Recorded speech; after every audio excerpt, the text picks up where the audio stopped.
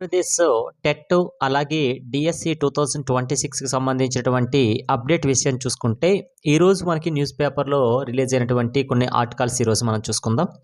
DSC 2026 notification విడుదలపై అయితే ప్రభుత్వం అయితే ప్రెజెంట్ అయితే కసరత్తు చేస్తుందండి. అంటే ఎంత వేగంగా రిలీజ్ చేస్తే అంత వేగంగా ముగింపిచ్చేసి కొత్త సంవత్సరానికి నెక్స్ట్ అకాడమిక్ ఇయర్ కల్లా కొత్త సార్స్ అనేది రిక్రూట్ చేయడానికైతే ప్రెజెంట్ అయితే గవర్నమెంట్స్ అనేది చాలా స్పీడ్‌గా అయితే వర్కౌట్ చేస్తున్నారు.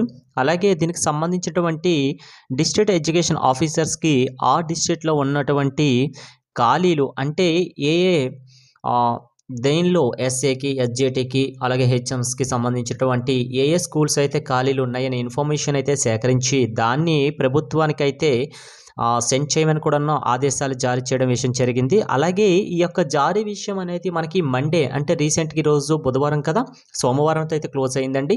ప్రతి డిస్ట్రిక్ట్‌కి సంబంధించినటువంటి డిస్ట్రిక్ట్ ఎడ్యుకేషన్ ఆఫీసర్స్ అయితే ప్రెజెంట్ అయితే ఆ ఇన్ఫర్మేషన్ అనేది గవర్నమెంట్‌కి సెండ్ చేయడం జరిగింది.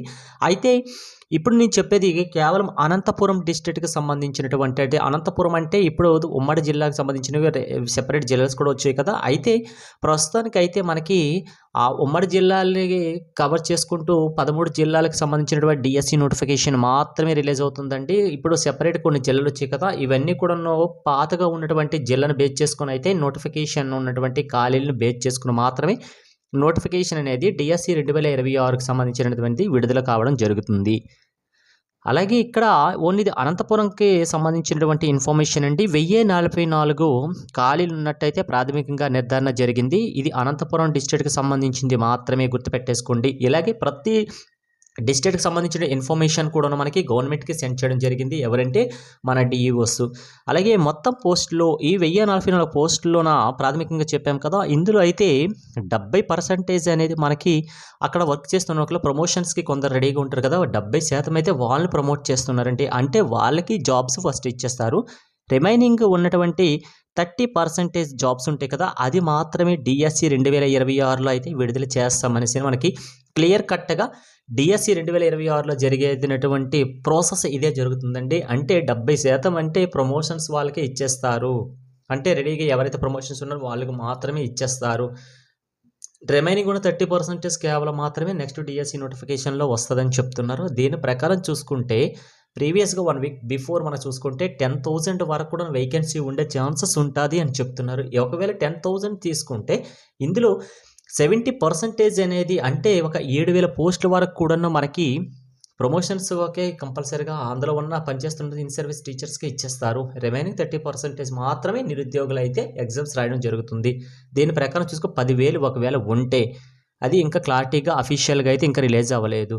అంటే ఈసారైతే ఎంత టఫ్‌గా ఉంటదో మీరే అర్థం చేసేసుకోవాలి ఎగ్జామ్ అనేది. కాబట్టి ఇప్పుడే పక్కాగా ప్లాన్ చేసేసుకోండి. అలాగే నోటిఫికేషన్ అనేది మనకి ఫిబ్రవరి 2nd వీక్‌లో రిలీజ్ అవ్వడానికైతే ఆస్కారం ఎక్కువ ఉంటది. అయితే దీని ప్రకారం ఫిబ్రవరి 2nd వీక్ కూడా అవసరం లేదండి.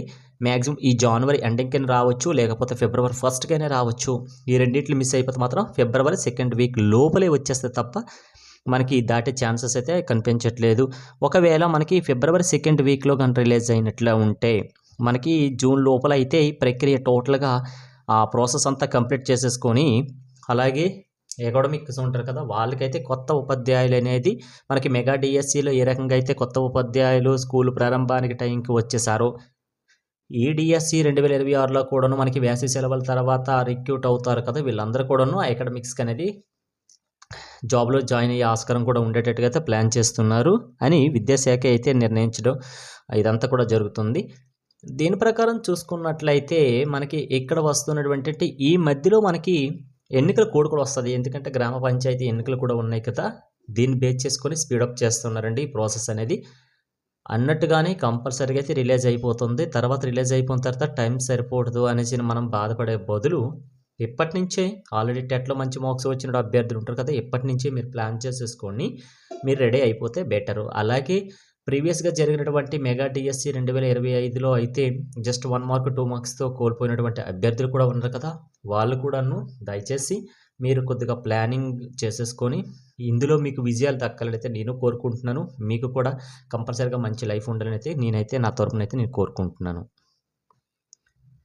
అలాగే ఉమ్మడి జిల్లాలో ఖాళీగా అయితే ఇక్కడ మనం అనంతపురం గురించి చెప్తున్నాం కాబట్టి ఇది ఉమ్మడి జిల్లాలు కాబట్టి 252 వేకెన్సీ ఉన్నట్టుగా అయితే వీళ్ళు ఐడెంటిఫై చేశారండి. 252. ఇందులో నోటిఫికేషన్ టైంకి అయితే ఈ యొక్క నెంబర్ పెరిగే అవకాశం కూడా ఉంటుంది తప్ప తగ్గే ఛాన్సెస్ ఉండదు. అంటే నోటిఫికేషన్ అఫీషియల్గా వచ్చినంత వరకు కూడాను మనకి ఏది కూడా క్లారిటీగా ఉండదు. అయితే జస్ట్ ఇది ఒక వాళ్ళు డియూస్ పంపించిన కొద్ది ఇన్ఫర్మేషన్ ప్రకారం అయితే ఇది మనకి సెండ్ చేయడం జరిగింది. నెక్స్ట్ 252 అని చెప్పాం కదా. ఉమ్మడి జిల్లాలో చూసుకున్నట్లు అనంతపురంకి సంబంధించినటువంటి ఇన్ఫర్మేషన్ మాత్రమే లేదండి. మిగతా జిల్లాల ఇన్ఫర్మేషన్ వచ్చినట్టు మీకు లేటెస్ట్ అప్డేట్ న్యూస్ కూడా నేను ఇవ్వడం జరుగుతుంది. అయితే వేకెన్సీలు చూసాం 252లో చూసుకుంటే ఎస్ఏ స్కూల్ అసిస్టెంట్ల విషయానికి వస్తే సబ్జెక్ట్ వైజ్ అండి. తెలుగు చూసుకున్నట్లయితే మనకి 23 వేకెన్సీ ఉంది. అలాగే హిందీ 37, ఇంగ్లీష్ 15, అలాగే మ్యాథ్స్ 20, ఫిజికల్ సైన్స్ 15, బయాలజీ 22, అలాగే సోషల్ 22, అలాగే ఉర్దూ అనేది మనకి 2 అనేది ఉండడం జరిగింది. వేకెన్సీలు అండి ఇవి కేవలం ఏంటి స్కూల్ అసిస్టెంట్కి సంబంధించినటువంటి హయ్యర్ సెక్షన్స్ వాళ్ళకి. ఓకే. ఎస్జిటి చూసుకున్నట్లయితే సెకండరీ గ్రేడ్ టీచర్ చూసుకుంటే మనకి 50 వేకెన్సీస్ అయితే ఉండడం జరిగింది దీనికి కూడాను. అలాగే అదర్స్ చూసుకుంటే వ్యాయామ విద్యలో అయితే 20 వేకెన్సీ ఉండడం జరిగింది.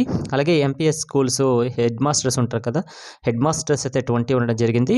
అలాగే హెడ్ మాస్టర్ ఉర్దూకి సంబంధించిన 1 ఉండండి. అలాగే స్పెషల్ ఎడ్యుకేషన్ స్కూల్ అసిస్టెంట్కి సంబంధించిన 5 వేకెన్సీ అయితే ఉండడం జరిగింది. ఇది కేవలము ఉమ్మడి జిల్లాకు సంబంధించినటువంటి అనంతపురం డిస్ట్రిక్ట్కి సంబంధించిన ఇన్ఫర్మేషన్ మాత్రమే. మళ్ళీ చెప్తున్నాను. రిమైనింగ్ డిస్ట్రిక్ట్ ఇన్ఫర్మేషన్ కూడా వచ్చినట్లయితే మేము క్లియర్ కట్గా అయితే ఎక్స్ప్లెయిన్ చేయడం జరుగుతుంది. అలాగే ఇంకొక అప్డేట్ న్యూస్ చూసుకున్నట్లయితే మనకి APPSC Andhra Pradesh public service commission మనకి కండక్ట్ చేసినటువంటి గ్రూప్ 1 అలాగే గ్రూప్ 2 అంటే మ్యాక్సిమం ఈ నోటిఫికేషన్ రిలీజ్ అయ్యి మ్యాక్సిమం 2 సంవత్సరాలు అయిపోయిందండి. కానీ ఇంతవరకు కూడా మనకి దీనికి సంబంధించినటువంటి రిక్రూట్మెంట్ ప్రాసెస్ అనేది కంప్లీట్ అవ్వలేదు. ఎందుకు ఇంత పెద్ద ఆలస్యం అవుతుందని చూసుకుంటే ఫలితాలు ఆలస్యం అవుతుంది చూసుకున్నట్లయితే చాలా రీజన్స్ ఉన్నాయండి. వీళ్ళు ఏమనుకున్నారంటే ఏపీపీఎస్సీ బోర్డు వాళ్ళు ఈ సంక్రాంతి లోపల గ్రూప్ 1 రిలీజ్ చేసిన తర్వాత గ్రూప్ 2కి సంబంధించినటువంటి రిజల్ట్స్ అనౌన్స్మెంట్ చేస్తామని చెప్పారు. అయితే ఇప్పుడు పెద్ద వచ్చిన చిచ్చు ఏంటంటే న్యాయస్థానంలో మరో వివాదం కూడా జరిగిందండి.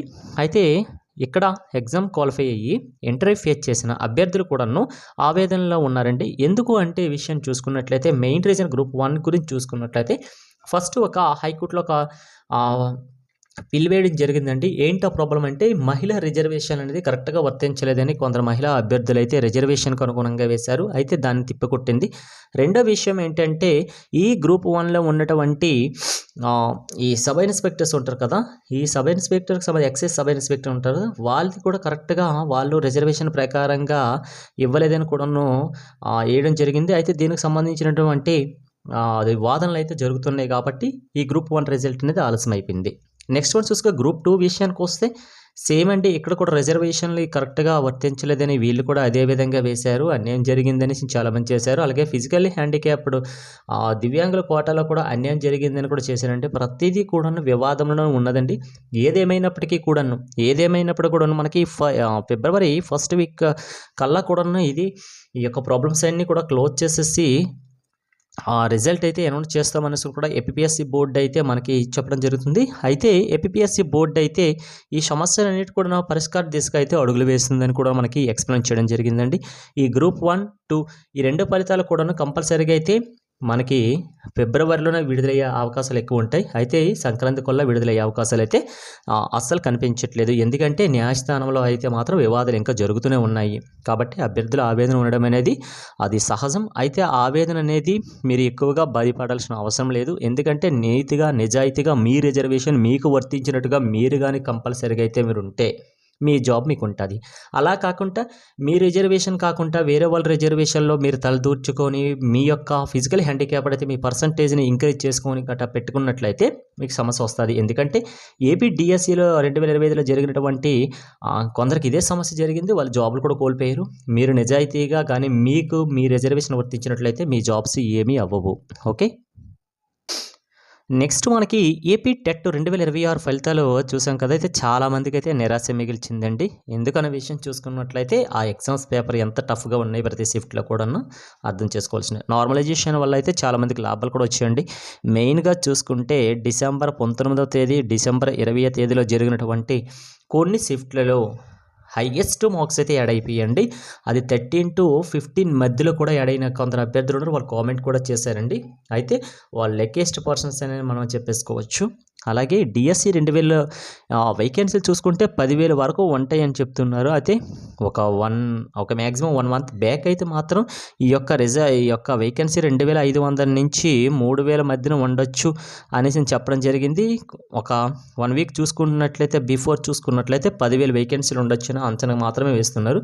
దీనికి రీజన్ కూడా వాళ్ళు చెప్పారంటే 10,000కి ఎందుకంటే మ్యాక్సిమం అనేది 9,000 ప్లస్ వరకు అయితే రిటైర్డ్ అయ్యే పర్సన్స్ కూడా రెగ్యులర్గా ఉన్నారని చెప్తున్న జరుగుతుంది. అయితే ఏదేమైనప్పటికీ కూడా అఫీషియల్గా కాక ఇన్ఫర్మేషన్ వేకెన్సీ లిస్ట్ వచ్చినంత వరకు కూడా మనం అంతగా టోటల్ వేకెన్సీ చూసుకున్నట్లయితే అఫీషియల్గా వచ్చినంత వరకు అయితే ఏది అయితే మనం క్లారిటీ ఇవ్వలేము. Okay, thanks for watching.